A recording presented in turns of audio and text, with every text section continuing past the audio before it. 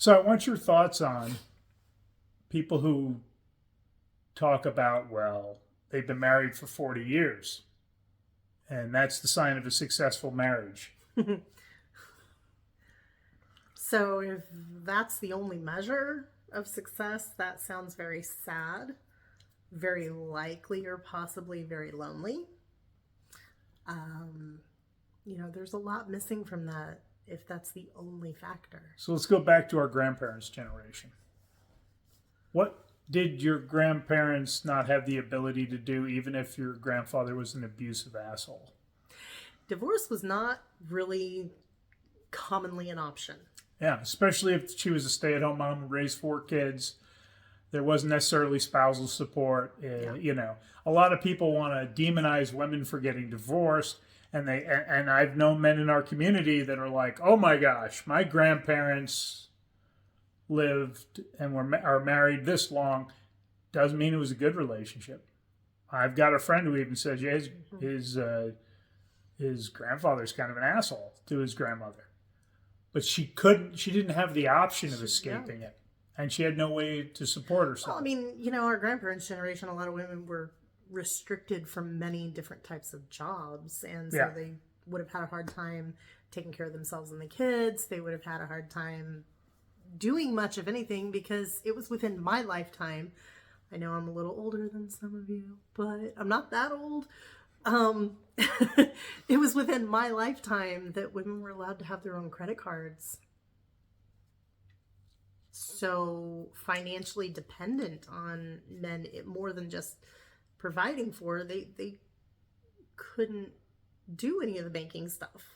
Yeah. And the other mistake when you look at longevity or you have the mindset of not getting divorced, I have people, well, we've got kids, I don't want to put them through that. I'm like what you're putting them through and modeling a loveless, crappy marriage is benefiting them.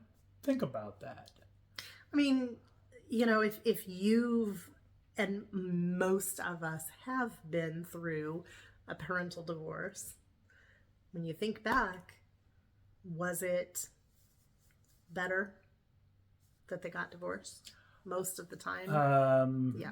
I've heard so many adults, man and woman, say, I wish they would have divorced sooner. Yeah.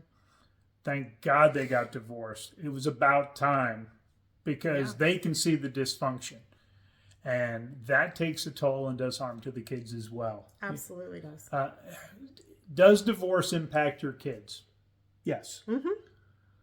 If you have 2 loving parents who co-parent well together, and one of them is not a narcissistic idiot, the mark left on the kids is minimized significantly. And research is now showing that outcomes for children of divorced homes are no worse.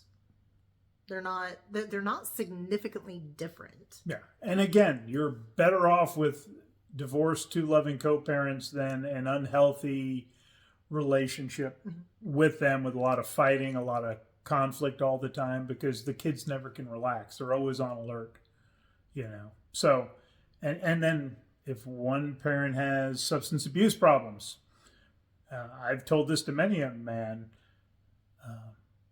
wouldn't removing your kids from being exposed to her 50% of the time be the greatest gift you could give her when there's a lot of issues? And they never think about it that way. Oh, the kids need their mom. We're not going to get into all the statistics because, not all moms are good moms. Not all dads are good dads. Right. There's a lower half to each, but sometimes, depending on the dynamic and all of the issues, divorce is a gift you give your kids as well. Absolutely agree. That will get some hateful comments. I have so much that I could say, but I think most of it would, create a lot of hateful comments. So we'll just not go there. But if you want to reach out, you're struggling in your relationship, there's contact information below. Hit the subscribe button if you haven't already. And have a great week. We'll see you next time.